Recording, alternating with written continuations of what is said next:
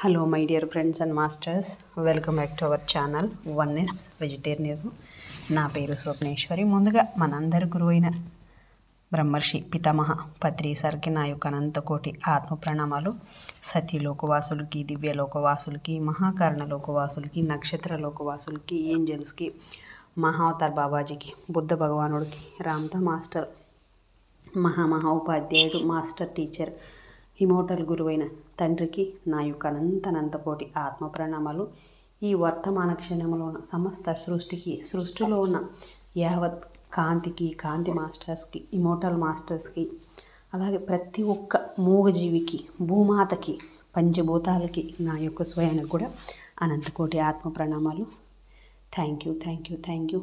మరి రోజులాగానే ఈరోజు కూడా మరింత జ్ఞానాన్ని, విజ్ఞానాన్ని షేర్ చేయడానికి శాంత మేడంకి సాదరంగా వెల్కమ్ చేసుకుందాం masters. Madam welcome. Welcome to our session madam. Over to you madam. Shanta madam. Thank you madam. Thank you. ముందుగా మన గురువు గారైన బ్రహ్మర్షి పితామహ పత్రిశ్వరి గారికి, స్వర్ణమాల పత్రి మేడం గారికి నా అనంతకోటి ఆత్మ ప్రణామాలు. విశ్వంలోని గురువులందరికీ కూడా ఆత్మ ప్రణామాలు, కృతజ్ఞతలు, ధన్యవాదాలు తెలియజేసుకుంటూ, రామ్తా మాస్టర్ గారు, ఇమ్మోర్టల్ మాస్టర్, అలాగే మాస్టర్ టీచర్ అయిన రామ్తా గారికి శత ఆత్మ ప్రణామాలు, కృతజ్ఞతలు. అలాగే వన్నెస్ వెజిటేరియనిజం టీవీ వ్యవస్థాపకులైన స్వప్నేశ్వర్ మేడం గారికి నా ఆత్మ ప్రణామాలు, కృతజ్ఞతలు, ధన్యవాదాలు తెలియజేసుకుంటూ, నాకెంతగానో సహకరిస్తున్న నా కుటుంబ సభ్యులకు, నా జన్మనిచ్చిన తల్లిదండ్రులకు, అలాగే నా స్వయానికి, విశ్వంలోని ఈ వర్తమాన క్షణానికి ఆత్మ ప్రణామాలు, కృతజ్ఞతలు తెలియజేసుకుంటూ, నేను స్వామి రామ అనే పుస్తకాన్ని చదువుతున్నానండి. సహకరిస్తున్న మీ అందరికీ కూడా థ్యాంక్ యూ.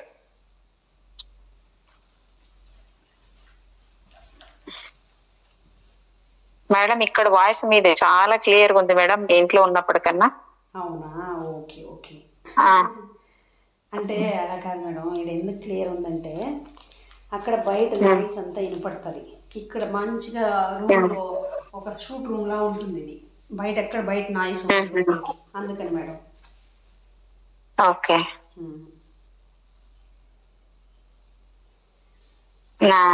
అంటే ఇక్కడ నిన్నటికి ఒక్క పేర చెప్తాను. తన సందేశాన్ని ముగిస్తూ ఠాగూర్, పదార్థ పరిణామం అంటే అచ్చంగా సముద్రంలో దీవి ఏర్పడటం లాంటిది. సముద్ర తరంగాలు ఈ దీవిని కడిగి జీవశక్తితో నింపుతుంది. అది చైతన్యంతో స్పందించడం మొదలు పెడుతుంది. దీన్నే పుట్టుక అంటారు. మళ్ళీ అలలు వెనక్కి వెళ్లి సముద్రంతో కలిసినప్పుడు దాన్ని మరణం అంటారు. కానీ సారంలో సముద్రం ఎప్పుడు నిలిచే ఉంటుంది. నిరంతరం సాగే చావు పుట్టుకల ద్వారా మార్పు చెందని సముద్ర చైతన్యం తనలో నిరంతరాయంగా మారుతూ కొనసాగుతున్న సృజనాత్మక శక్తితో ఆనందిస్తూ ఉంటుంది.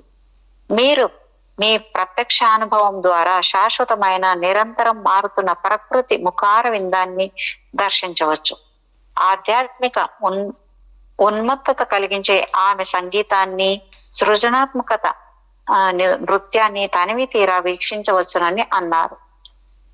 ఈ దివ్య సందేశాన్ని మనసులో పదిలపరుచుకుని బోలే బాబా డార్జిలింగ్ లో ఉన్న బాబాజీని చేరుకోవడానికి ప్రయాణమయ్యారు.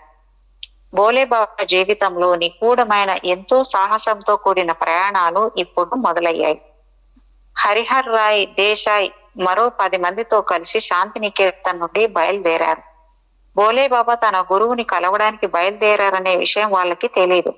వాళ్ళ వరకు వాళ్ళకి ఈ ఉత్సాహభరితమైన టిబెట్ ప్రయాణంలో డార్జిలింగ్ తొలి మజిలీ అని మాత్రమే అనుకున్నారు. బోలే బాబా భవాల్ రాజు రాక గురించి ఆలోచించసాగారు. తన గురువు సోదరుడు భవాల్ రాజు శాంతినికేతన్లో కలిసినప్పుడు బోలే బాబాకి అతని రాకతో ఎలాంటి వింత అనిపించలేదు. ఠాగూర్ తనని చూసిన పద్ధతి కూడా మామూలుగానే అనిపించింది. కొన్ని వారాల తర్వాత ఈ విధమైన బాబాజీ నుంచి మార్మిక సందేశంతో కూడిన టెలిగ్రామ్ వచ్చేసరికి ఈ టెలిగ్రామ్ కి గురుభ్రాత భవాల్ రాజు రాకకి ఏమైనా సంబంధం ఉండేదేమోనని ఆలోచనలో పడ్డారు బోలే బాబా. రాజు ఠాకూర్ను చూడడానికే వచ్చారా, లేక బోలేని చూడడానికి వచ్చారా? మామూలుగానైతే రాజు బోలే బాబాను కలకత్తాకు రావాల్సిందిగా ఆహ్వానించేవారు. కానీ ఈసారి అలాంటి ఆహ్వానం ఏదీ లేదు. వాళ్ళు విడిపోయేటప్పుడు ఎప్పుడైనా ఖర్చుల కోసం చేతి నిండా పైకం ఇచ్చే వీరి పెద్ద సోదరుడు ఈసారి గాఢంగా ఆలింగనం చేసుకుని ఆయన కళ్ళలోకి నిగూఢంగా చూసి వెళ్ళిపోయారు. ఠాగూర్ బోలేని ఆశీర్వదిస్తూ జనన మరణ వాస్తవికత గురించి వివరించినప్పుడు బోలేబాబా ఉత్సాహానికి అంతులేదు. ఠాగూర్ లోతైన కారణం లేకుండా ఒక చిన్న పదమైన ఉచ్చరించారని బోలేకు బాగా తెలుసు. ఒకవేళ ఆయన తన మహాభి నిష్క్రమణ గురించి గాని, బావాల్ రాజు లేక బాబాజీ మహాభి నిష్క్రమణ గురించి గాని ఈ మాటల ద్వారా ఏమైనా సూచిస్తున్నారా ఏమో. సంవత్సరం క్రితం బాబాజీ తన దేహాన్ని త్యజిస్తానని అన్న మాట గుర్తొచ్చింది. అప్పుడు అలా బాబాజీ అన్నప్పుడు బోలే మూర్ఖపు శిష్యులు ఇంకా ఉన్నప్పుడు ఏ గురువైనా వెళ్ళిపోతే వాళ్ళు దుర్గతిని పొందుతారని గ్రంథాల్లో రాసి ఉంది అని వాదించాడు. అప్పుడు బాబాజీ, సరే నేను నా దేహాన్ని వదిలి వెళ్ళనులే, ఎందుకంటే నువ్వు ఇంకా ఓ మూర్ఖుడిలా అమాయకంగానే ఉన్నావు కదా అని సమాధానం ఇచ్చారు. టెలిగ్రామ్ లో సమయం ఆసన్నమైంది అనే వాక్యం అతని మెదడును తోలుస్తోంది. ఇది భరించలేకపోతున్నాడు. ఎందుకంటే దీన్ని ఆయన ఎవరితోనూ పంచుకోలేదు. డార్జిలింగ్ చేరిన వెంటనే బోలేబాబా వారందరి అతిథి గృహంలో ఉంచి బాబాజీని కలవడానికి బయటికి వెళ్లారు. తన గురుదేవులు ఎక్కడుంటారో బోలేబాబాకి బాగా తెలుసు. నదీ తీరంలో కర్మకాండలు పాటించే స్థలం నుంచి మైలు దూరంలో 36 సంవత్సరాల క్రితం బాబాజీ బావాల్ రాకుమారుని దేహాన్ని స్వాధీనం చేసుకున్న ప్రదేశంలో ఉన్న గుహలోనే ఆయన తప్పనిసరిగా ఉంటారు. అనుకున్నట్లుగానే బాబాజీ ఆ గుహలో ఉన్నారు. బయట 5 సాధువులు కూడా ఉన్నారు.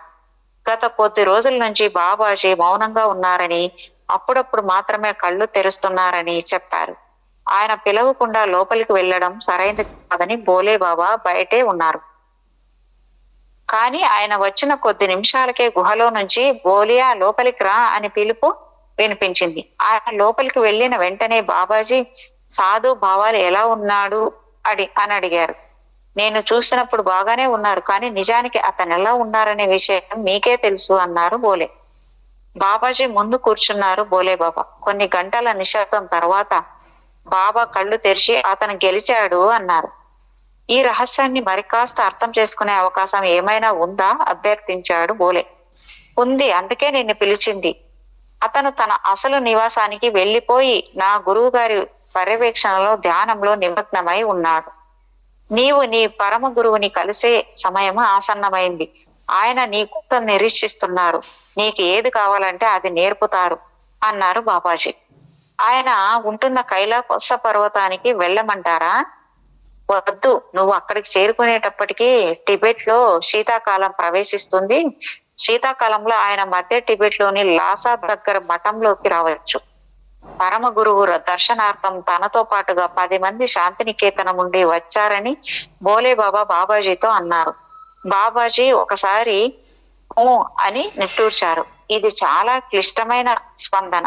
బాబా ధ్యానంలో ఉన్నప్పుడు ఎవరైనా ప్రశ్న వేస్తే బాబాజీ అవును అని గాని కాదు అని గాని అనకుండా ఇలానే అంటారు.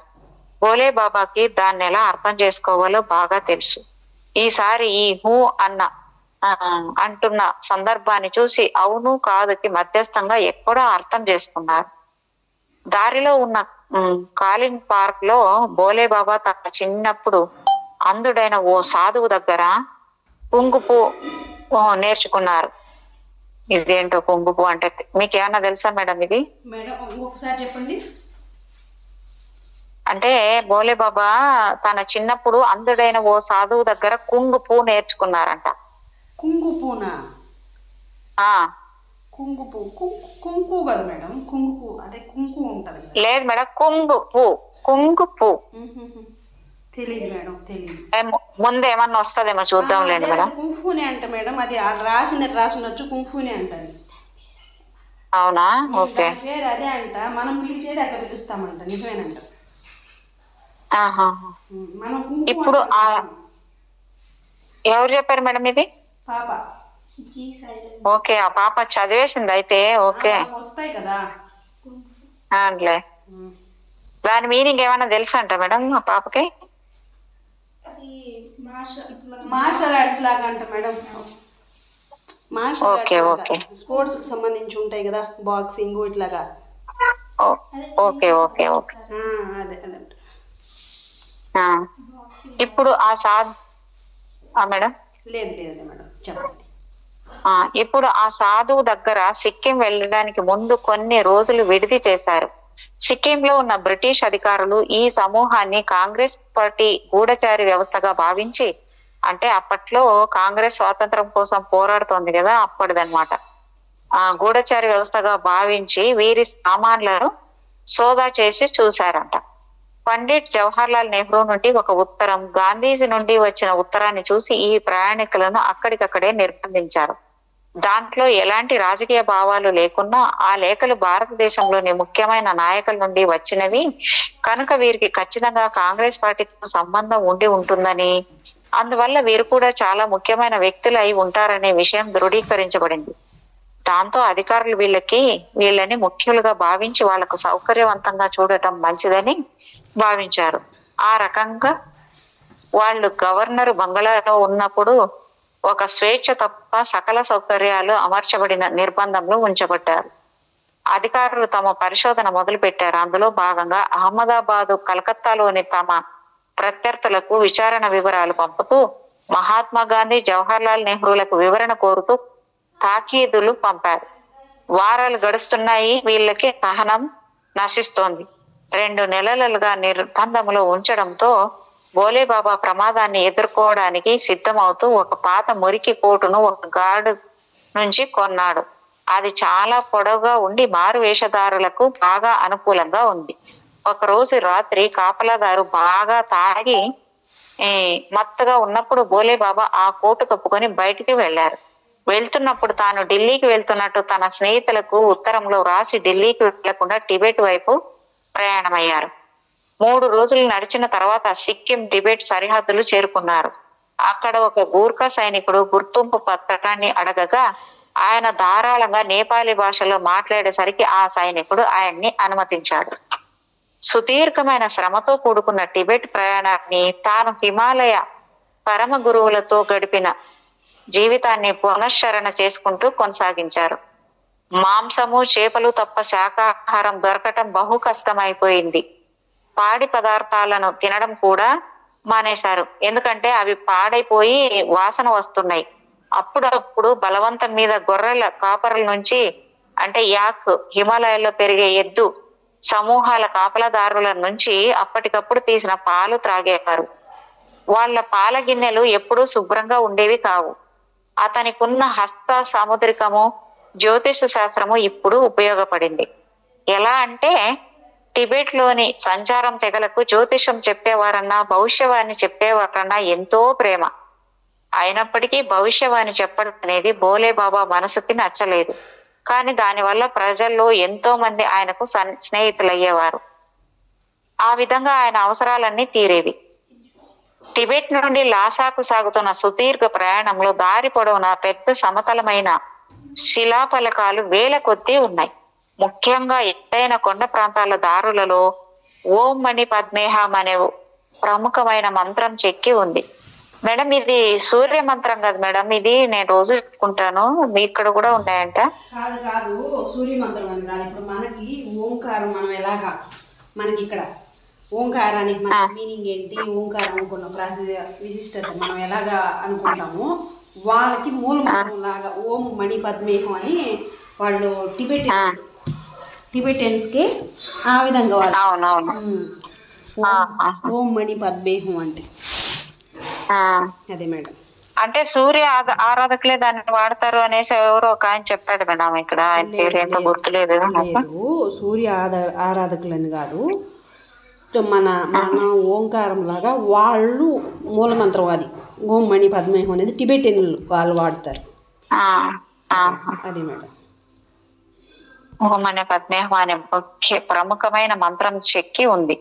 అయినప్పటికీ చాలా మంది టిబెట్ రైతాంగానికి దాన్ని చదవడం తెలియదు. కేవలం ఆ మంత్రాలు చెక్కిన శిలల ముందు సాష్టాంగపడి దండం పెట్టేవారు. ఎందుకలా చేస్తున్నారని బోలే అడిగితే మణి మణి మణి అని అందమైన చిరునవ్వుతో సమాధానం చెప్పేవారు. వాళ్ళు ఎంతో అమాయకులు, కానీ నమ్ముకున్న వాళ్ళు. నమ్మకం ఉన్న వాళ్ళు. వాళ్ళకి బుద్ధుడు పేరు తెలుసు, కానీ బౌద్ధ తత్వం గురించి గాని దాని ఉత్కృష్టమైన సాధన గురించి గాని తెలియదు. భారతదేశం మాత్రమే కాక భోలే బాబా చూసిన నేపాల్ వంటి మిగతా దేశాల్లో రైతులు, గిరిజనులు, తెగలు, సంచార జాతుల జీవితాల కన్నా టిబెటన్ రైతుల జీవితాలు చాలా దుర్భరంగా ఉంటాయి. వాళ్ళకేమీ లేదు, చివరికి కనీస అవసరాలు కూడా తీరవు. అయినా వాళ్ళు సంతృప్తి అనే సమృద్ధవంతమైన ఆశీర్వాదంతో సంతోషంగా ఉంటారు. వాళ్ళు ఆకలిగా ఉన్నప్పుడు యాక్ వెన్నతో చేసిన టీ తాగుతారు. వెన్నతో చేసి వెన్నతో టీ ఎలా చేస్తారా మేడం? ఇది ఎలాగ మేడం? అదే అదే మేడం, వెన్నతో టీనా?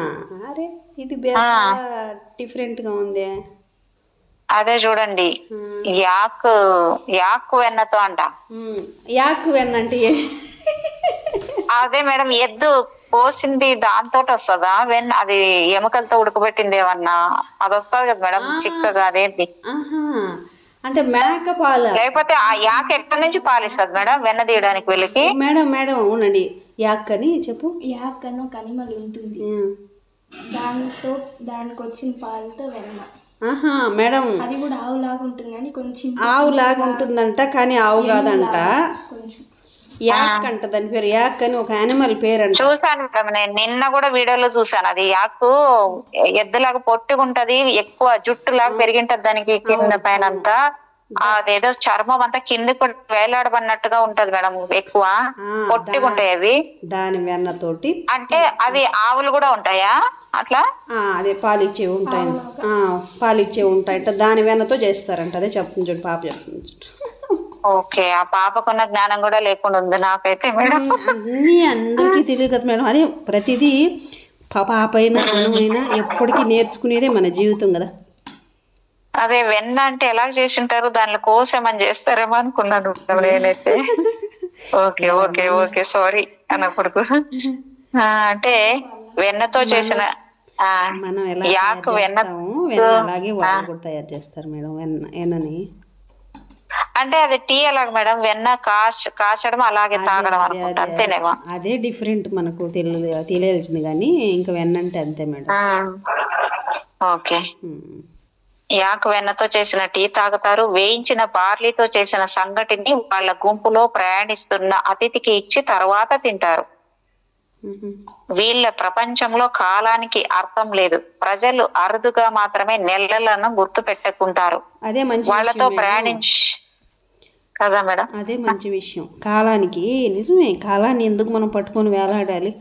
కాలాతీతంగా ఉండాలి. కానీ కాలాతీతుడు అంటాం కదా మనం, ఇవి కూడా వస్తాయి కదా, ఏదో మంత్రాసులో కూడా వస్తాయి.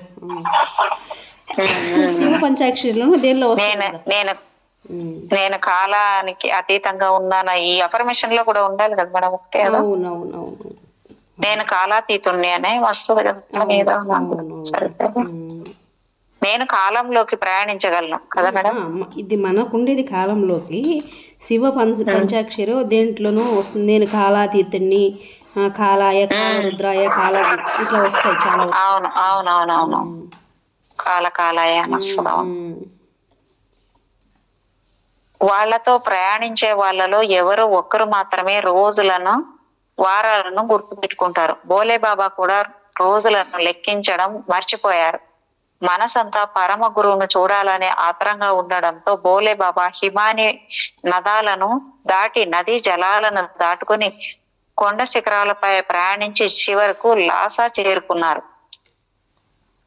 అంటే ఇక్కడ చూడండి మేడం, ఎంత కష్టపడి ఎంత దూరానికి అయినా ఎట్లా నడిచి వెళ్తున్నారు మేడం. ఇక్కడ బస్సుల్లో ప్రయాణం చేసి కూడా పోలేమన్నట్టుగా చెప్తుంటాం. టిబెట్ లోని ఈ ప్రాంతంలో భోలే బాబా ఎప్పుడూ ఉండలేదు. అయితే పశ్చిమ ప్రాంతంలో భోలే గురూజీ, పరమ గురువు అంతా కలిసి ఎక్కువ సమయం గడిపేవారు. హిమాలయాల్లో వీరు సంచరించిన ఈ ప్రాంతాన్ని ఇప్పుడు ఇండో టిబెటన్ ప్రాంతం అని అంటారు. అక్కడి నుండి వాళ్ళు టిబెట్ పీఠభూమిలో ముఖ్యంగా మానస సరోవరం సరస్సు దగ్గర కైలాస పర్వత ప్రాంతాల్లో సంచరించేవారు. దేవతల నగరం అయిన లాసా పట్టణం గురించి పశ్చిమ టిబెట్ లోను, భారతదేశంలోను ఎన్నో ప్రశస్తమైన కథలను విన్నారు. ఆధ్యాత్మిక జ్ఞానంతో నిండిన ఈ పట్టణాన్ని గొప్పగా అంచనా వేస్తూ భోలే బాబా చేరుకున్నారు. లాసాకి వెళ్ళిన తర్వాతే బోలే సన్యాసుల మఠాలకు సరఫరాలు చేయటానికి స్థిర నివాసం ఏర్పరచుకున్న పల్లెలను చూశారు. భిన్నత్వాలతో కూడిన ఆధ్యాత్మిక ప్రపంచం, లౌకిక ప్రపంచం రెండూ పక్కపక్కనే ఉండటం చూశారు. ఉన్నత స్థాయి లామాలు తమ లౌకిక ప్రపంచం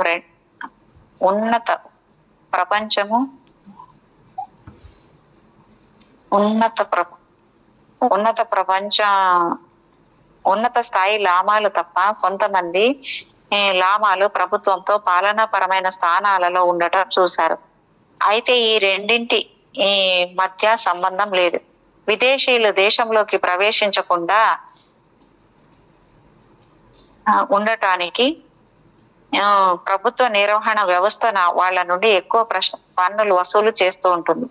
సన్యాసి మఠాలకు బయట ఉన్న ప్రపంచం పేదరిక, అజ్ఞానం, నిరక్షరాస్యతతో మగ్గిపోతున్న జన సముద్రం. ఆధ్యాత్మిక చింతన అంటే పర్వతాల క్రింద, సరస్సులలో, నదులలో ఉన్న దయ్యాలు, రాక్షసులు, సర్పాల వంటి వాటి చుట్టూ తిరిగి పూజించడమే. మిగతా అన్ని దేశాలలో మాదిరిగానే టిబెట్ లో కూడా ఆకలి, అతిసార వంటి వ్యాధులు, అనిశ్చిత పరిస్థితుల మధ్య ప్రజలు నిరంతరం బాధలకు గురవుతుంటారు.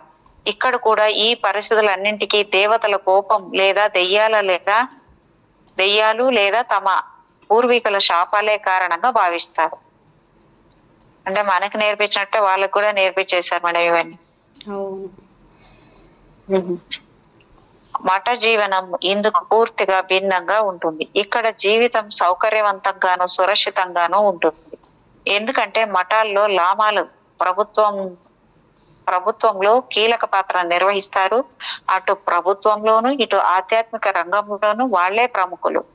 సన్యాసులకి పాఠశాలకి వెళ్ళడం ఒక ప్రత్యేకమైన సదుపాయం. నిజానికి టిబెట్ లో స్కూలుకి వెళ్ళమంటే మఠంలో చేరి సన్యాసిగా మారవలసి ఉంటుంది.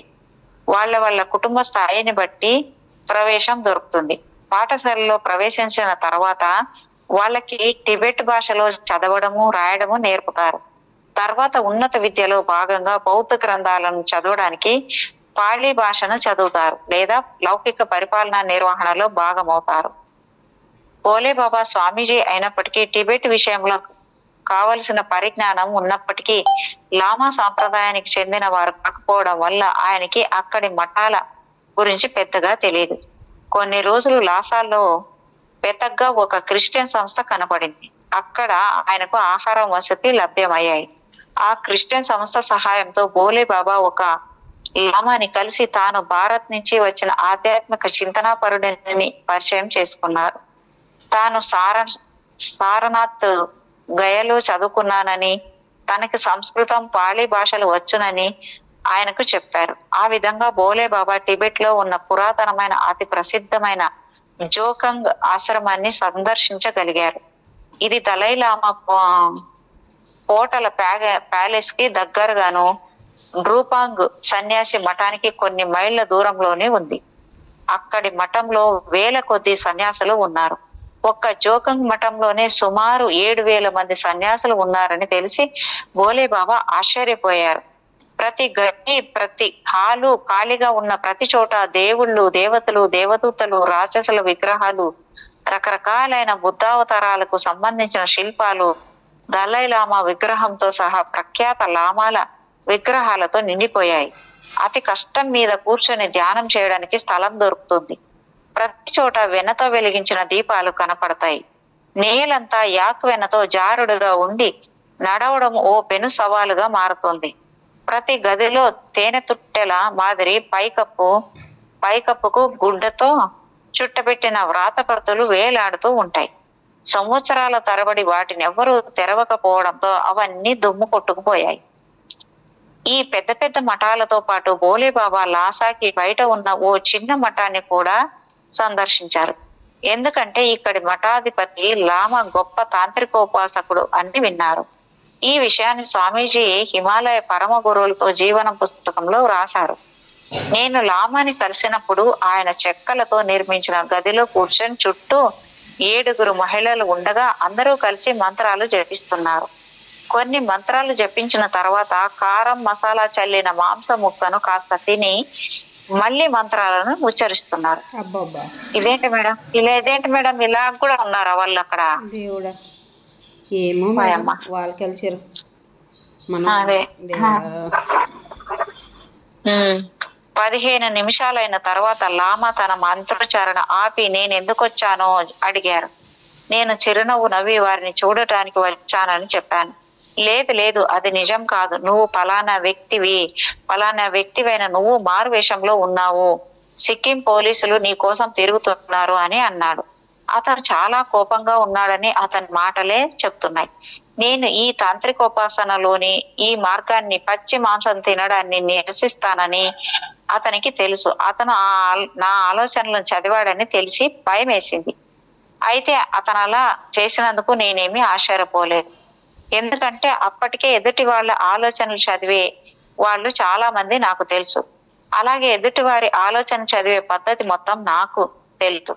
నేను నమ్రతగా ప్రవర్తిస్తూ కేవలం మరింత తాంత్రిక విద్యలు నేర్చుకోవడానికే మీ దేశం వచ్చానని చెప్పాను. తాంత్రికుడు అయిన ఆ యోగి ప్రార్థన చేసే పుస్తకాన్ని ఇచ్చి చూడమన్నాడు. కానీ ఆ పుస్తకాన్ని అంతకు ముందే నేను చదివేశాను. లామా తన మఠంలో ఉండడానికి అంగీకరించాడు. ఇక్కడ బోలే బాబా అద్భుతమైన అనుభవాన్ని పొందారు.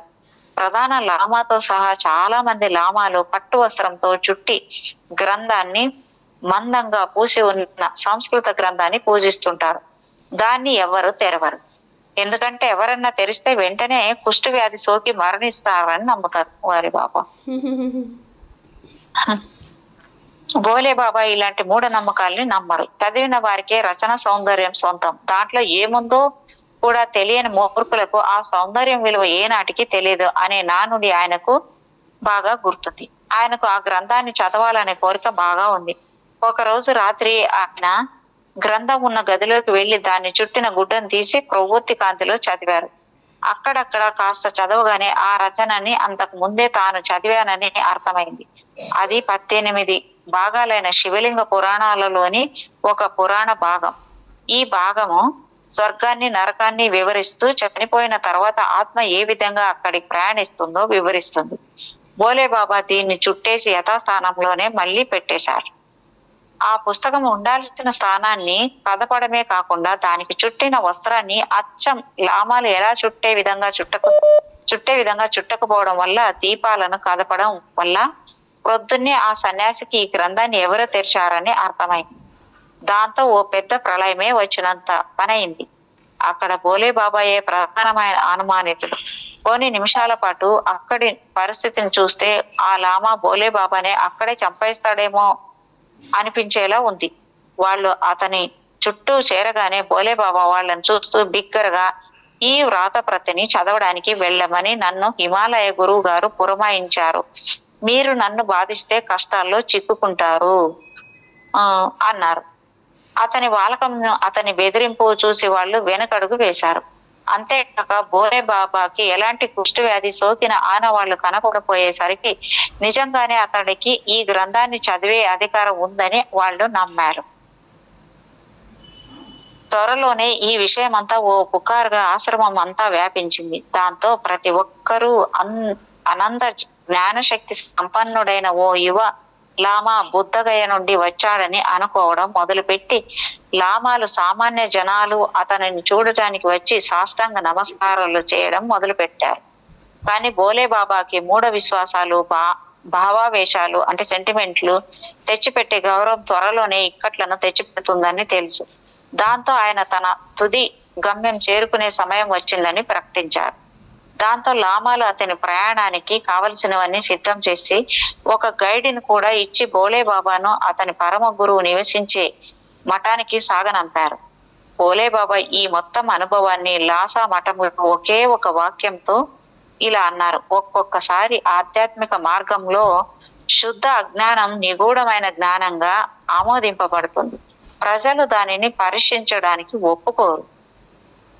బోలే బాబా తన గమ్యాన్ని చేరుకోగానే అతని పరమ గురువులు కౌగిలించుకొని, నువ్వు చాలా అలసిపోయావు, చాలా కష్టాలు అనుభవించావు, జ్ఞాన మార్గం చాలా క్లిష్టమైంది, దాన్ని పొందాలనుకోవడం దుర్లభమైన లక్ష్యం. బోలే బాబా అప్పటికే అలసిపోయారు. కొన్ని మాసాల నుంచి ఎలాంటి యోగ సాధన చేయడం లేదు. ఆరోగ్యం క్షీణించసాగింది. కానీ పరమ గురువుల ఆలింగనంతో నొప్పి అలసట మాయమైపోయాయి.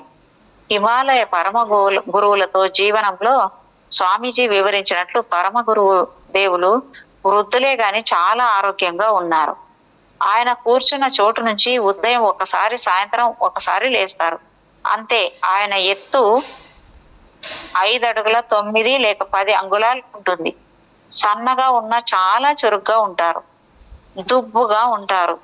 కనుబొమ్మలతో ముఖం ప్రశాంతంగా ఉంటుంది. ఎప్పుడూ చిరునవ్వుతో ఉంటారు. ఆయన యాక్ పాలపైనే ఎక్కువగా ఆధారపడతారు. అప్పుడప్పుడు బార్లీ జావా త్రాగుతారు. తరచూ కొంతమంది లామాలు ఆయన దగ్గరికి వచ్చి చదువుకుంటూ ఉంటారని, వీరు సహజమైన గుహలోనే నివసిస్తుంటారు. ఆ గుహ ముందు విద్యార్థులు చెక్క మంటపాన్ని చేసి ఉంచారు. అక్కడి నుంచి దూరంగా ఉన్న పర్వత శ్రేణుల్ని, విస్తారమైన దిగంతాలను చూడొచ్చు. గురువర్యుల వెంట మరో 5 యోగులు ఉన్నారు. వారంతా ఎంతో ప్రేమాస్పదంగా ఉన్నారు. వాళ్ళు హిందీ, నేపాలీ, ఈశాన్య భారతంలో మాట్లాడే మాండలికాలతో కలిపి ఎంతో హృదయంగా తేనెలు చిలకరిస్తూ మాట్లాడుతున్నారు. కానీ ఎవ్వరూ భవాల్ రాజు ఉన్నట్టు సూచన ప్రాయంగానైనా చెప్పట్లేదు. తన స్పృహకి గురుభ్రాత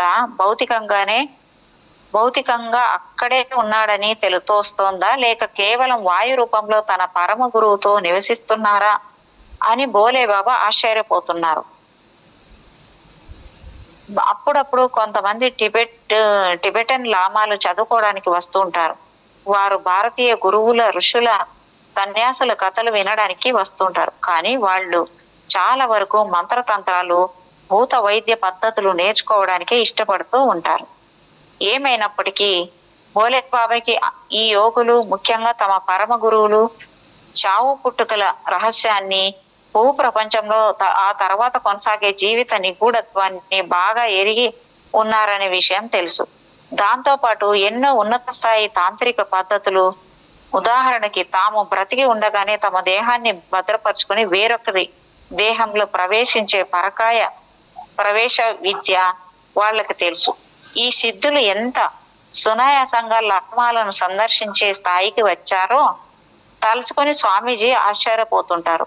ఈ 5 సిద్ధులు కేవలం టిబెటన్ల పశువుల వారు నమ్మే క్షుద్రశక్తుల నుంచి రక్షించి, వారి ఈతి బాధల్ని తొలగించి, ఈ టిబెట్ ను చల్లగా చూస్తూ లోయలను పర్వతాలను పాలించే అతీంద్రియ శక్తులు గల సన్యాసులుగా మాత్రమే కనబడుతున్నారు. ఈ సాధువులు లామాలకు విద్యలు నేర్పడం చూస్తూ బోలే బాబా కూడా దెయ్యాలన్నా, చీకటన్నా భయం లేకుండా ఉండడం, జలుబు, దగ్గు లాంటి సామాన్యమైన అనారోగ్యాలను నయం చేయడం, గొర్రెలు వేరే మందలో ఉంటే పిలవడం, మీదికి విరుచుకుపడుతున్న కుక్కలను నియంత్రించి చెప్పు చేతుల్లో ఉంచుకోవడం, సంచార సమూహాలకి, రైతుకి ఉపయోగపడే అనేక తాంత్రిక విద్యలను, పద్ధతులను నేర్చుకున్నారు. ఆ సిద్ధులు నేర్పుతున్న విద్యకు బదులుగా ఈ లామాలు, వారి అనుచరులు వారికి కావలసిన ఆహారము, దుప్పట్లు, దీపాలు వెలిగించుకోవడానికి కావలసిన నూనె, దునికి కావలసిన కట్టెలు తీసుకొచ్చి ఇస్తుండేవారు. పరమ గురువు గారి సాంగత్యంలో ఉండటం అంటే ఎంతో సంతోషంగా ఉంది బోలేకి. ఆయనకి తన గురువు గారు బాబాజీతో ఉన్నట్టే అనిపిస్తుంది. బాబాజీ లాగానే వీరు కూడా అడగకుండానే ప్రశ్నలకు సమాధానాలు చెప్పేవారు. కానీ సామాన్యంగా మేడం కొంచెం ఏదో సౌండ్ వస్తుంది మేడం. అవునా? ఏంటైతే లేదు మేడం, కొంచెం ఏం లేదు, చూద్దాం. అప్పటికి డోర్ వేస్తాను. ఓకే. ఇప్పుడు మేడం లేదు మేడం. ఇప్పుడు బాబాజీ లాగానే వీరు కూడా అడగకుండానే ప్రశ్నలకు సమాధానాలు చెప్పేవారు. కానీ సామాన్యంగా ప్రజలకు చాలా తక్కువగానే మాట్లాడుతూ సమాధానాలు చెప్పేవారు, లేదా ఒక చిరునవ్వు నవ్వి ఊరుకునేవారు. కొన్నిసార్లు అది కూడా ఉండేది కాదు. మొత్తానికి ఒకరోజు ఆయన బోలే బాబాతో కాస్త ఎక్కువగానే మాట్లాడారు. ఆయన నీకేం కావాలో చెప్పడం లేదేం అని బోలే బాబాను అడిగారు. దానికి సమాధానం స్వామీజీ ఇలా వ్రాసారు: వణుకుతున్న గొంతుతో నేను దయచేసి నాకు పరకాయ ప్రవేశ విద్యలోని మెలకువలను నేర్పండి అన్నాను. భోలేబాబా తన చిన్నప్పుడు ఈ విద్యను గురించి విన్నాడు. అతని 16 ఏళ్ల వయసులో బూడే బాబా అంటే వృద్ధ సాధువు అనే సాధువును కలిశాడు. ఆయన తూర్పు హిమాలయాలలోని నాగా పర్వతాలపై నివసిస్తూ అప్పుడప్పుడు బాబాజీని కలవడానికి వస్తూ ఉండేవారు. వాళ్ళిద్దరూ పరకాయ ప్రవేశం గురించి మాట్లాడుకుంటూ ఉండేవాళ్ళు. బాబా చిన్నవారవటం వల్ల వాళ్ళు ఏం మాట్లాడుకుంటున్నారో అర్థమయ్యేది కాదు. కొన్ని రోజుల తర్వాత బూడే బాబా వెళ్ళిపోతుండగా బాబాజీ బోలేను అతనితో కలిసి వెళ్ళమన్నారు. అలసటతో కూడిన సుదీర్ఘమైన ప్రయాణం తర్వాత వాళ్ళు అస్సాంలో స్వామి నిగమానంద గారు నివసించిన గుహలో ఆగారు. అక్కడ బూడే బాబా మర్నాడు తన దేహాన్ని వదిలి మరో దేహంలోకి ప్రవేశిస్తానని అన్నారు. ఆశ్చర్యపోవడం బోలే వంతైంది. బూడే బాబా చనిపోవాల్సిన అవసరం ఉందా? ఇంకొకరి దేహంలోకి ప్రవేశించడం అంత తేలిక? ఒకవేళ అలా చేయాలనుకున్న వేరొకరు తమకు తాముగా ఈ ముసలి సాధువుకు తమ దేహం ఇస్తారా అని బోలే ఆశ్చర్యపోయాడు.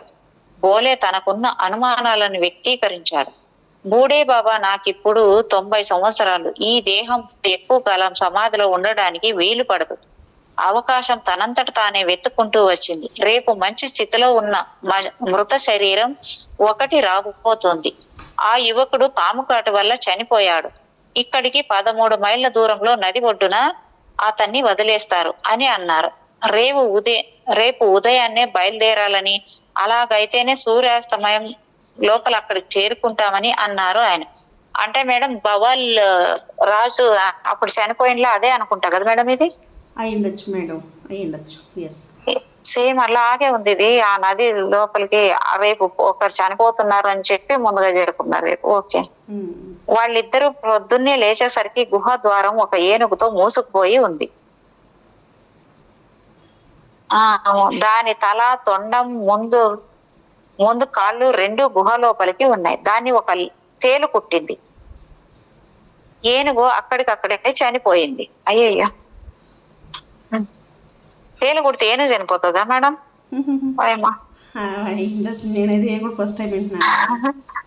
అదే బూడే బాబా ఆ తేలును తన ఒట్టి చేతులతో పట్టుకొని, ఓసి దుర్మార్గురాల, ఎంత భయంకరమైన పని చేశావు అని కోప్పట్టారు. బోలే ఆ తేలు మిమ్మల్ని కుడుతుంది, వదిలేయండి అని అరిచాడు. కానీ బూడే బాబా ప్రశాంతంగా దానికలా చేసే ధైర్యం లేదు అన్నారు. బోలే దాన్ని చెక్క పావుకోళ్లతో చంపాలని చూశారు. బూడే బాబా ఆపి ఎవరికి ప్రాణాలతో ఉన్న ఏ జీవిని చంపే అధికారం లేదు. ఎంత బాగుంది మేడం ఇది. అంతే కదా మేడం, ఏదైతే నేను దాంట్లో కూడా ప్రాణం ఉంది కదా. అదే ఈ 2 ఒకదానికొకటి తారసపడ్డాయి. కర్మ దాని పర్యవసానం ఎలా ఉంటుందో నీకు తెలిస్తే ఇక్కడ ఏం జరిగిందో అర్థం చేసుకుంటావు అంటూ బూడే బాబా ఆ తేలుని పోనిచ్చారు. తర్వాత ఇద్దరు కలిసి 2 గంటలు కష్టపడితే కానీ బయటికి ప్రాకి వెళ్ళటానికి ఖాళీ దొరకలేదు.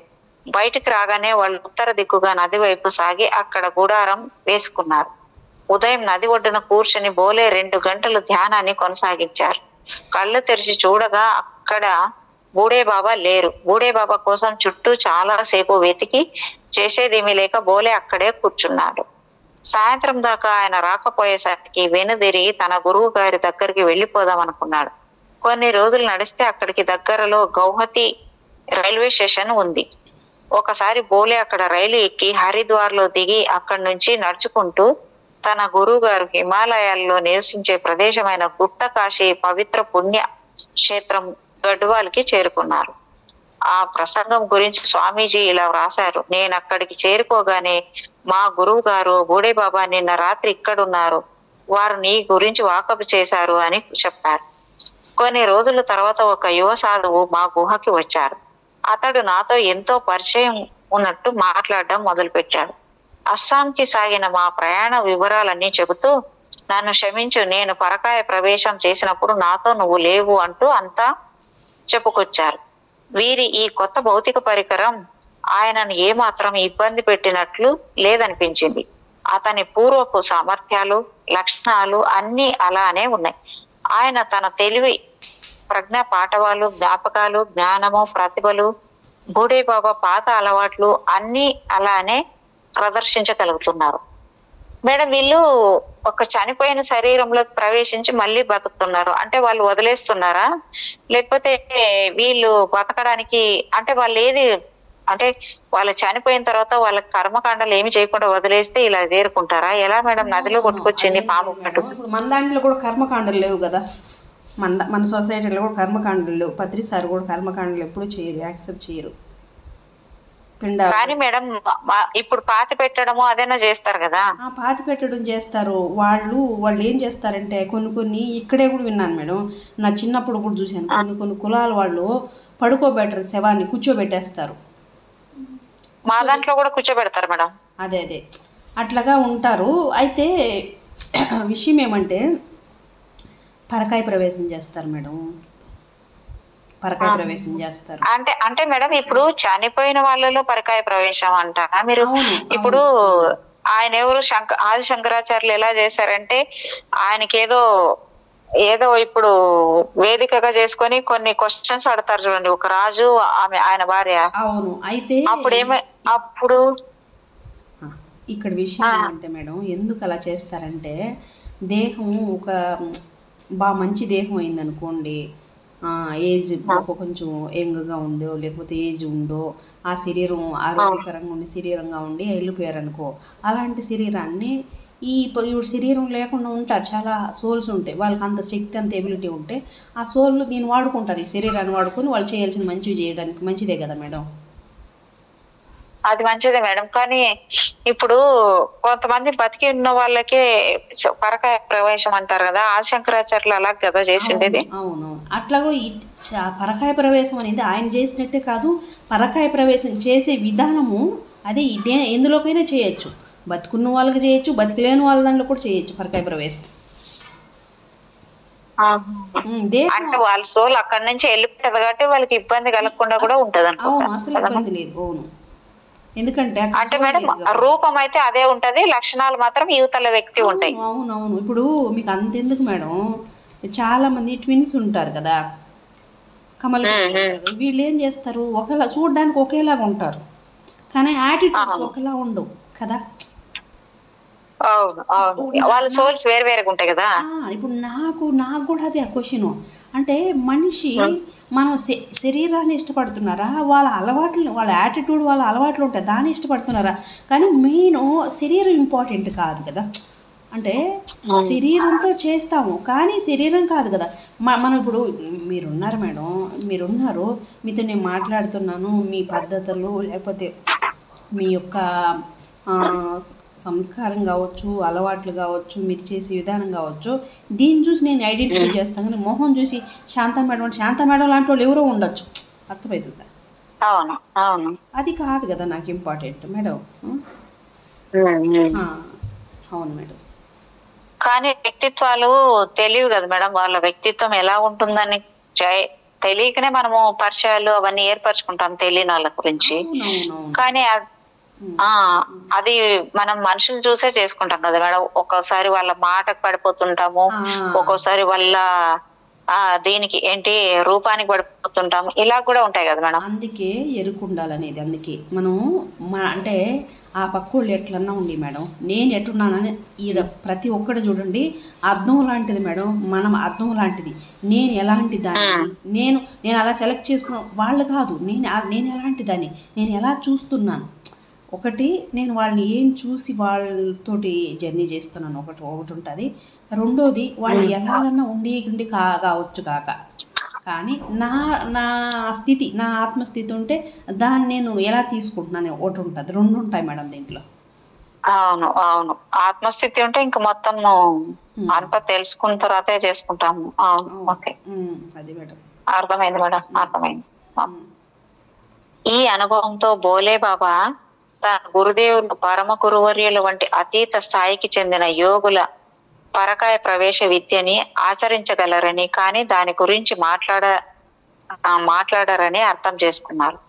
ఇప్పుడు తన పరమ గురువు తన కళ్ళెదుట కూర్చొని తన మనోభీష్టాన్ని వ్యక్తీకరించడానికి వెనుకాడొద్దని చెప్తున్నారు.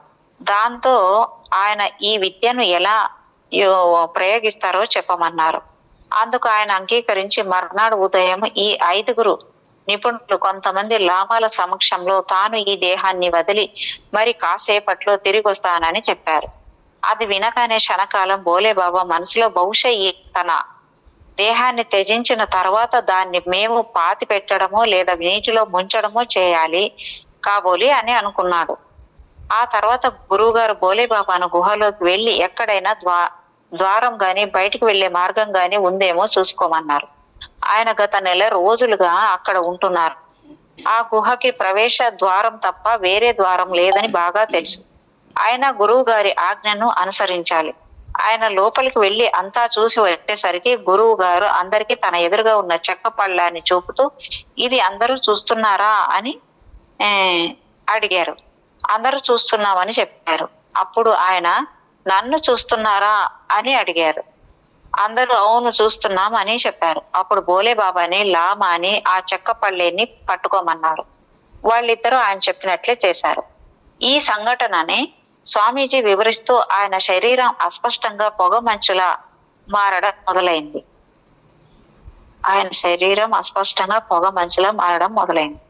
ఆ పొగ మంచు మనిషి ఆకారంలో ఉన్న మబ్బులాగా ఉంది.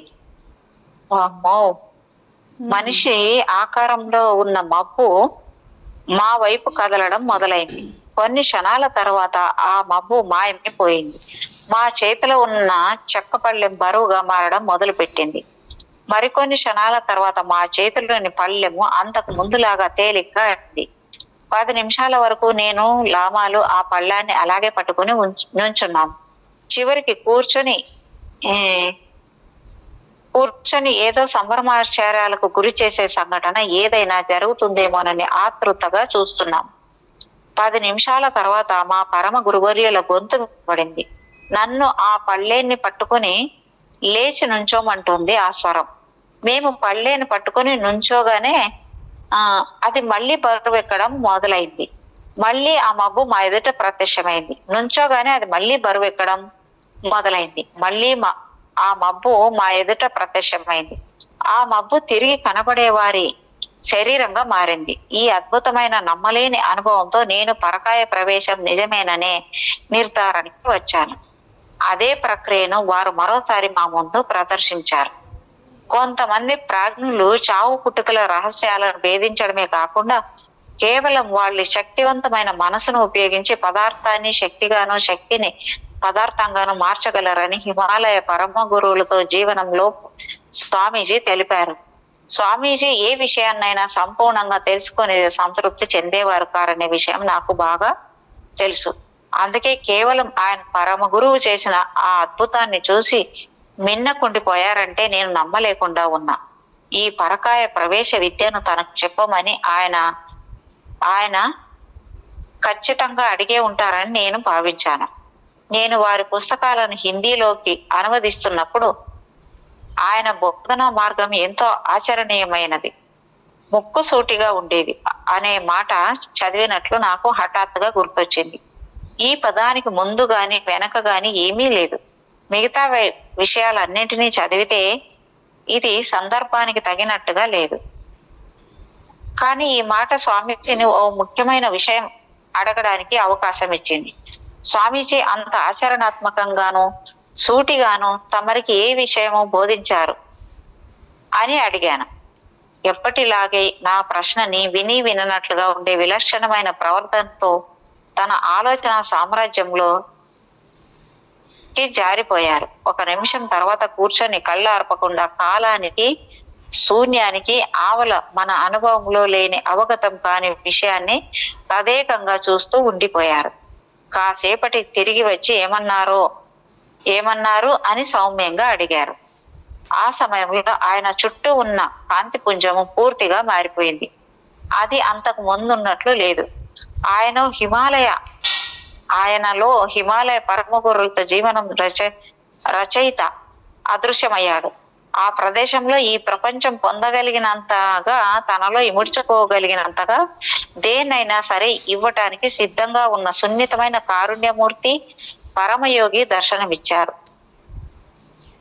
నాకు అడగగలిగే స్థితి ఉందో లేదో అనే విషయం పక్కన పెట్టి వారు సూటిగా ఆచరణాత్మకంగా తమరికి ఏమి బోధించారు? మీరు రాసినట్లు జనన మర్మం కంటే మరణ మర్మం ఏ విధంగా వేరుగా ఉంటుంది? నాలాంటి సామాన్యుడు జీవితంలోనే దేహాన్ని వదిలి మళ్ళీ తిరిగి రాగలిగే విద్య ఎలా నేర్చుకోగలడు? చావు భయం నుంచి స్వేచ్ఛను పొందగలగడం ఎలా అని అడిగాను. స్వామీజీ వివరించారు, అది చాలా సులభం. మొదటి విషయం, నువ్వు నీ దేహంతో గుర్తింపబడే స్పృహ నుండి బయటపడాలి. ఈ శరీరమే నేను లేదా ఈ శరీరమే నాది అనే భావమే నిన్ను ఈ శరీరంలో బంధిస్తుంది. నీ శరీరంలో నిన్ను నువ్వు గుర్తుంచుకునే స్పృహ నుంచి బయటపడు. అప్పుడు నీ చర్యలకు బాధ్యుడిగా నిన్ను నువ్వు భావించకు, లేదా నీ చర్యలను పర్యవసానాలు నిన్ను ప్రభావితం చేయవు. శరీరము, మనసు, ప్రకృతి అంతర్గత చర్యల కారణంగా ప్రేరేపించబడి తన చర్యలు కొనసాగిస్తున్నాయని తెలుసుకున్నాక నీ నుంచి నీ కర్మ బంధాలు విడిపోతాయి. ఓహో, అంటే మేడం శరీరము, మనసు, ప్రకృతి అంతర్గత చర్యల కారణంగా ప్రేరేపించబడినప్పుడు అంటే మనం ఆత్మస్థితిలోకి వెళ్ళినప్పుడు ఆ కర్మలు కూడా మనకి ఏవి అనేసి రాంప మాస్టర్ కూడా అంటారు కదా మేడం. అవును అవును, అదే కదా మేడం. జ్ఞానం అంటే జ్ఞానంతో కర్మలు దగ్ధం అవుతాయి అంటారు. జ్ఞానైన కర్మ. పత్రి సార్ ఎప్పుడు అదే చెప్తాడు కదా. అవును మేడం. ఓకే, నీ నుంచి నీ కర్మ బంధాలు విడిపోతాయి. Okay okay. శరీరము, శ్వాస, మనసు, ఆత్మ ఇవన్నీ కర్మ అనే తీగతో వేలాడుతూ ఉంటాయి. వీటిలో చాలా బలమైన బంధం శరీరంతో ఉండే సంబంధం. అందుకే ఎంతో వేధించే బాధ ఉన్నా సరే జనాలు శరీరాన్ని వదలడానికి ఇష్టపడరు. ఈ బంధమే అంతరదృష్టికి మబ్బు తెరలుగా కమ్మి తను ఈ దేహాన్ని వదిలిన తర్వాత కూడా మరో దేహం ఉంటుందనే విషయాన్ని తెలుసుకోవడంలో విఫలమవుతాడు. దేహానికి ఆత్మకి ఉన్న తేడాన్ని తెలుసుకోవడమే విచక్షణ జ్ఞానం. తన దేహానికి అతీతంగా స్వేచ్ఛగా ఉనికిలో ఉండటాన్ని తనకు తానుగా అనుభూతి చెందటమే స్వీయ పరిపూర్ణత. ఒకసారి నువ్వు పూర్తిగా స్వయం పరిపూర్ణతని నీలో ప్రతిష్ఠించుకుంటే 2 మార్గాలను ఎంచుకోగలవు. 2 నిన్ను మరణ ఖేదం నుండి విముక్తి కలిగించగలవు. 1 నీకు నువ్వుగా లొంగిపోయే మార్గం, 2ది యోగ సాధన మార్గం. లొంగిపోయిన మార్గంలో నువ్వెప్పుడు దేవుడు నీలోనే ఉన్నాడు లేదా దేవుడిలో నువ్వున్నావు అనే విశ్వాసంతో ఉంటావు.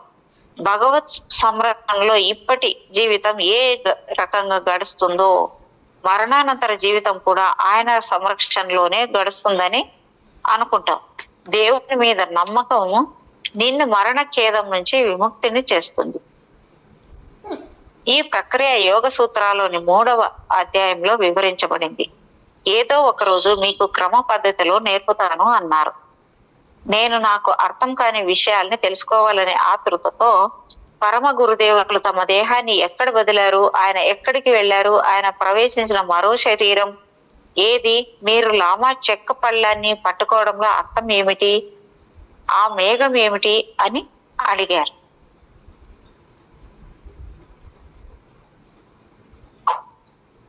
దానికి ఆయన వేరే శరీరంలోకి ప్రవేశించలేదు, ఎందుకంటే అక్కడ ఖాళీగా దేహమేది లేదు. మొదట తన దేహంలో నుంచి బయటికి వచ్చారు. తర్వాత తన దేహ పదార్థంలోని కాస్త నీటిని తప్ప మిగతా దాన్ని అంతటినీ పదార్థరహితంగా చేశారు. తర్వాత ఆ నీటిని తాత్కాలికంగా తన ఎరుక కోసం ఒక మేఘంలా మార్చారు. మిగిలిన పదార్థం అంతా శక్తిగా మారింది. అదే ఆ పళ్ళెం వైపు వెళ్ళింది. అందుకే ఆ పళ్ళెం బరువెక్కింది. తర్వాత ఆ శక్తిని ఆయన పళ్ళెం నుండి ఉపసంహరించి వెనక్కి తీసుకున్నారు. క్రమంగా ఆ మేఘం మళ్ళీ ఆవిర్భవించింది. అది ఘనీభవిస్తున్న కొద్దీ ఆయన దేహంగా మారింది. పరకాయ ప్రవేశానికి సంబంధించినంత వరకు సరైన దేహం ఉంటే వారు దాంట్లో ప్రవేశించి దాన్ని కదిలించేవారు. ఇది పునరుత్థాన భ్రమను సృష్టించడం మాత్రమే అని వివరించారు. పరకాయ ప్రవేశం వల్ల ప్రయోజనం ఏమిటి అని అడిగాను. మన దేహాన్ని వదిలి మరో దేహంలోకి ప్రవేశించడం ద్వారా జనన మరణ గతిని తెలుసుకుంటావు. అప్పుడు నువ్వు మరణం అంటే పాడైపోనే ఇంటిని వదలడం, పుట్టుక అంటే ఖాళీగా ఉన్న ఇంటిలోకి చేరడం అని అర్థమవుతుంది. ఈ ప్రక్రియ ద్వారా నువ్వు స్వచ్ఛమైన చైతన్యం మాత్రమే అనే విషయాన్ని అర్థం చేసుకుంటే అవకాశం వస్తుంది.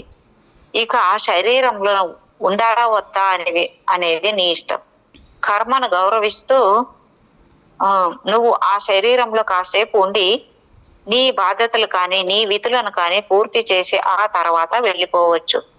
అంటే అదేదో పిక్చర్ లో ఉంది కదా మేడం, ఇది ఇలాగే ఏది నాగార్జున ఎవరమే మేడం భర్త చనిపోయేటాడు, కొడుకు అదే విధంగా కొడుతుంటే ఆయన వచ్చి ఏది మేడం ఆమె ఎవరు చేస్తుంటది ఆదిశంకరాచార్యనా మేడం? కాదు మేడం, అది ఏదో పిక్చరు. ఆయన ఆ రోజు వచ్చి ఆ కొడుకు ఏం అమాయకంగా ఉంటాడు, వాడిని పట్టుకొని కొడుతుంటే ఆయన వచ్చేసి ఆయన ప్రవేశం కాగానే విరగబాతంతాడు వాళ్ళందరినీ.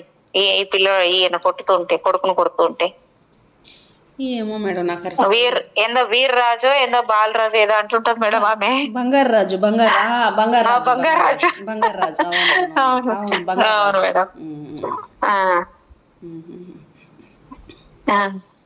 కర్మను గౌరవిస్తూ కాసేపు అంటే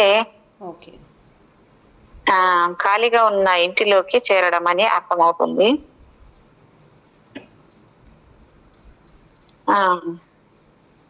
ఇక్కడ అంటే ఈ ప్రక్రియ ద్వారా నువ్వు స్వచ్ఛమైన చైతన్యం మాత్రమే అనే విషయాన్ని అర్థం చేసుకునే అవకాశం వస్తుంది. ఇక ఆ శరీరంలో ఉండాలా వద్దా అనేది నీ ఇష్టం. కర్మను గౌరవిస్తూ నువ్వు ఆ శరీరంలో కాసేపు ఉండి నీ బాధ్యతలు కానీ నీ విధులను కానీ పూర్తి చేసి ఆ తర్వాత వెళ్ళిపోవచ్చు. శరీరంలోకి ప్రవేశించేటప్పుడు లేదా బయటికి వచ్చేటప్పుడు నీకు ఎలాంటి బాధ ఉండదు. ఈ ప్రక్రియను నేర్చుకోవడం ద్వారా అంటే మేడం ఇప్పుడు అవతల వ్యక్తికి జీవం ఉండగానే అది మనం ఇప్పుడు అంటే ఆయన చనిపోలేదు అనుకుందాం, ఆ దాంట్లోకి ప్రవేశించినప్పుడు అది కూడా ఆత్మ కూడా అక్కడే ఉంటుందా? అదే రెండు ఉంటాయి మేడం. అవును ఉంటది, అదే కదా చెప్పడం. దాన్ని వాకిన్ అంటారు. వాకిన్ అయితే ఒకలా ఉంటుంది. వాకిన్ ఉంటే ఆ సోల్ పర్మిషన్ తోటి చేయొచ్చు. లేదనుకుంటే ఏం చేస్తారంటే సోల్ ఇప్పుడు ఈ పక్కన్న సోలు అంటే బాగా ఎన్లైట్మెంట్ సోల్ అనుకో, ఆ పక్క సోల్ తక్కువ ఉంటే ఈ సోల్ గ్రిప్లోకి తీసుకొని ఆ సోల్ చేస్తుంది. ఓకే, నీ విధులను కానీ పూర్తి చేసి ఆ తర్వాత వెళ్ళిపోవచ్చు. శరీరంలోకి ప్రవేశించేటప్పుడు లేదా బయటికి వచ్చేటప్పుడు నీకు ఎలాంటి బాధ ఉండదు. ఈ ప్రక్రియ నేర్చుకోవడం ద్వారా నువ్వు ఇతర ఆధ్యాత్మిక లక్ష్యాలను సాధించవచ్చు. అంటే ఇవి మిస్యూజ్ కూడా చేసుకుంటారా మేడం ఇలాంటివి? ఏమో మేడం, ఇలా చేసి కూడా మిస్యూజ్ ఇప్పుడు వాళ్ళ కార్యం సాధించుకోవడానికి వాళ్ళే దూరడము ఇలాంటివి కూడా ఉంటాయి. అంటే ఈ దయ్యాలు అంటారు కదా అలాంటివి ఏమన్నా అది అందుకే దయ్యాలు దూరడం అంటే మనకు అందుకే చెప్పడం అంత లోయర్గా అంత చీప్గా అంత ఇది ఉంటేనే మనం ఒక పిరిగితనంతో భయంతో వాళ్ళ సోలు బట్టి అవుతారు తప్ప లేకపోతే అవ్వలేరు అనమాట. నువ్వు నీ ప్రాణ భయం నుండి సర్వేంద్రియాల నుండి శరీరం నుండి అలా పట్టింది ఉంది వాళ్ళ శరీరంలో అంటే వీళ్ళ స్థితి అంత ఘోరంగా ఉంది అని మా అర్థమవుతుందా? లేకపోతే మన శరీరంలోకి అంత ఈజీగా రాదు. అదే పరమ పిరికి వాళ్ళు భయస్థులు ఉంటారు కదా మేడం వాళ్ళు. నువ్వు నీ ప్రాణం నుండి సర్వేంద్రియాల నుండి శరీరం నుండి ధ్యానం ద్వారా వెళ్ళిపోవడాన్ని లఘు సమాధి అని అంటారు. నీ సూక్ష్మ దేహాన్ని ఉపయోగించి నువ్వు ఇతరులతో సంబంధం ఏర్పరచుకొని వాళ్ళకి సహాయం చేయవచ్చు, వాళ్ళ రోగాలు నయం చేయవచ్చు, వాళ్లకు మార్గం చూపవచ్చు, తిరిగి నీ శరీరంలోకి ప్రవేశించవచ్చు అని చెప్పారు స్వామీజీ. నువ్వు ఈ విశ్వంలోని ప్రతి భాగంలోనూ ప్రయాణించవచ్చు, భగవంతుని విరాట్ స్వరూపాన్ని తెలుసుకుని జ్ఞానాన్ని పొందవచ్చు. ఇది శాస్త్రీయమే. ఆధ్యాత్మిక శాస్త్రవేత్తగా నువ్వు ఈ విశ్వమంతా అన్వేషించి అది ఈ మానవ శరీరంతో ఎలా సమతూగుతుందో తెలుసుకోవచ్చు. ఈ ప్రక్రియ సాధనలో అతి ముఖ్య విషయం ఏమిటంటే నీ మూలాధార మధ్యంలో ఉన్న శక్తి నీకు పూర్తిగా సహకరించాలి. ఈ శక్తిని ఉపయోగించుకోలేని యోగులు శరీరం నుండి బయటికి వెళ్లే ప్రయత్నంలో మానసిక సమతుల్యాన్ని కోల్పోతారు. స్వామీజీ ఈ విషయం గురించి మాట్లాడే ఉద్దేశంతో ఉన్నారు. అయినా కూడా ఈ విషయానికి సంబంధించిన మెళకువల్ని బయటికి లాగడం కష్టంగానే ఉంది. దాంతో నేను మళ్ళీ స్వామీజీ మీ అడుగుజాడలో నడవడానికి నేను ఎక్కడి నుండి మొదలు పెట్టాలి అని అడిగాను. గణపతిని ఆరాధించు అని అన్నారు. నేను గణపతి విగ్రహాన్ని నీళ్లు, పూలు, చందనము, ధూపము ఇలాంటి వస్తు సామాగ్రితో కర్మకాండాలలో సూచించినట్లు పూజించాలా? అది పూజారుల పూజా విధానం.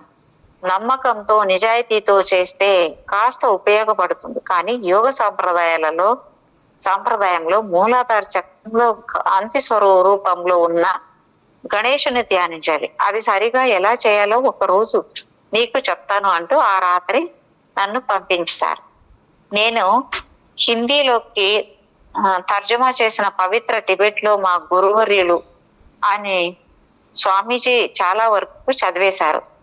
నేను మర్నాడు సాయంత్రం ఆయన గురువు ఏ విధంగా పదార్థాన్ని శక్తిగా మార్చి తిరిగి శక్తిని పదార్థంగా మార్చిన ఘట్టాన్ని కావాలని మళ్ళీ చదివాను. నిన్న రాత్రి ఇదే ఘట్టాన్ని చదివిన విషయం స్వామీజీ మర్చిపోయినట్లున్నారు. దాంతో ఈ విషయం తిరిగి చర్చించే అవకాశం నాకు దొరికినట్లయింది. ఇప్పుడు చదివే అయిపోయింది మేడం. అయిపోవచ్చింది మేడం. నిన్న రాత్రి లాగానే నేను ఈ పేరాను చదువుతూ ఆయన కళ్ళ ప్రపంచంలోకి చూడగా వారు ఎక్కడో సుదూర తీరాలకు వెళ్ళినట్లు కనిపించారు. వారు వినడం లేదని తెలిసిన నేను కావాలనే గట్టిగా చదువుతున్నాను. ఎందుకంటే ఒకవేళ నేను చదవడం ఆపేస్తే అమాంతం ఆయన తిరిగి వచ్చేస్తారేమోననే భయం. కొన్ని నిమిషాల తర్వాత కనురెప్పలను వాల్చి ఏమైనారు అని అడిగాను. నేను వెంటనే వెనక్కి వెళ్ళి మళ్ళీ చదవడం మొదలు పెట్టాను. చర్చను ప్రేరేపించే చోటికి రాగానే ఆపి యోగ శక్తిని సాధించడానికి యోగ సూత్రాలు, మంత్రాలు, మూలికలు, తపస్సు, సమాధి లాంటి అనేక వర్గాలను సూచిస్తుంది. మరి పరమ గురువులు శక్తిని నాశనం చేయడానికి ఏ పద్ధతిని ఉపయోగించారోనని ఆశ్చర్యంగా ఉంది అన్నాను. అంతే మేడం, ఎండ్ ఇక్కడికి. Okay madam. Thank you madam. Thank you so much madam. మీకు నా యొక్క హృదయపూర్వకమైన కృతజ్ఞతలు. మరొక్కసారి పరమ గురువులకి, పరమ గురు మండలికి, ఈ వర్తమాన క్షణానికి, ఈ వర్తమాన క్షణంలో ఉన్న సమస్త సృష్టికి, యావత్ కాంతికి, కాంతి మాస్టర్స్కి అందరికీ thank you so much. Thank you madam. Thank you madam.